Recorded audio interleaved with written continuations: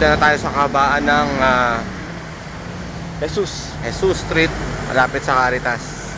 Ayan. Nakikita yung sign, checkpoint.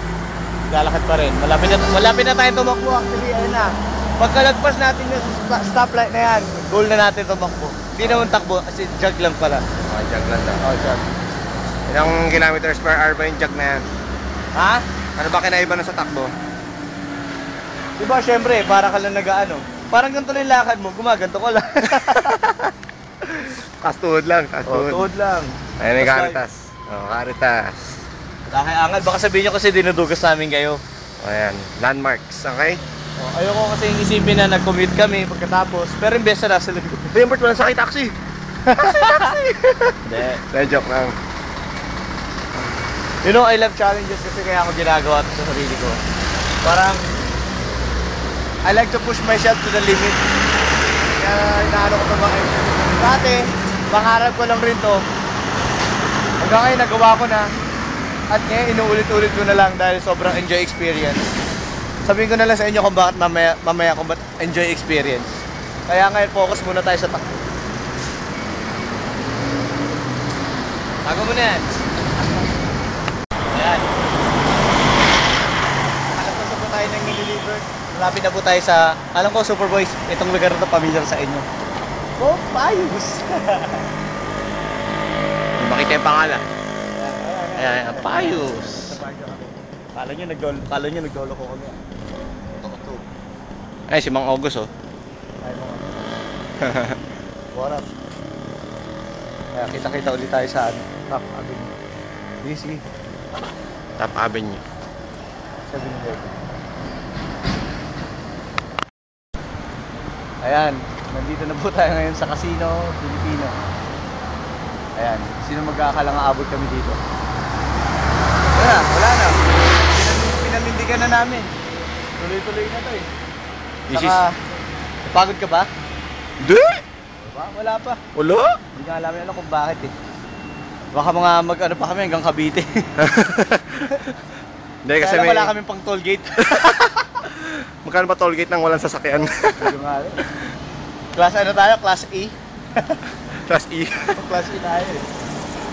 Ayan, pagko. Wala, hindi nakakapagod kasi may pinag-uusapan. Gising na kaya si Barney. Wala, tulog pa yan. Joke. Ayan, Pagcor. Joke lang ha, kasi alam mo na eh. Starbucks. Joke lang. Ay, wala na. Starbucks. Sige, kita-kita ulit dun sa kabilang Kita na. landmark. Pagdating ka sa, landmark sa Ross Boulevard, kita-kita na tayo. Okay.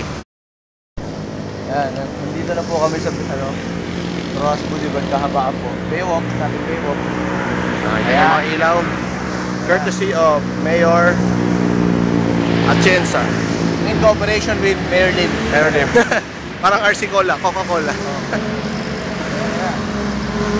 Uy! Alam mo, nakakatawa dito pagdating dito sa parting ito ng jogging namin. Ano na? Itong part na to, marami kang nakikitang kakaiba eh. Minsan may makikita kang magagarang kotse, hindi mo gusto nakita. Gaya nun, big bike. Tapos ang rami, yung mga establishments, nakikita mo. Magaganda kanina, dinaanan na may yellow cab, nagutom ka. Okay. Alam, sarado pa eh. Tapos kanina, may lumagpas na chinita. Oo, sa pagdating ng US Embassy, pagtawid, yung agad na nakita namin. Oo, Paano hindi gaganahan? Kaya nga eh. Diba? Energy yan. Kaya pag kami, nagkasawa kami, pag nawala kami ng madaling araw, hanapin nyo na kami. Oh, wala kami sa beer house. Nasa jogging lang Nasa kami. jogging kami. Wholesome to. Okay, healthy pa. Oo. Kaya encourage sila kay Superboys pag walang show. Sumama kayo sa Let's join us.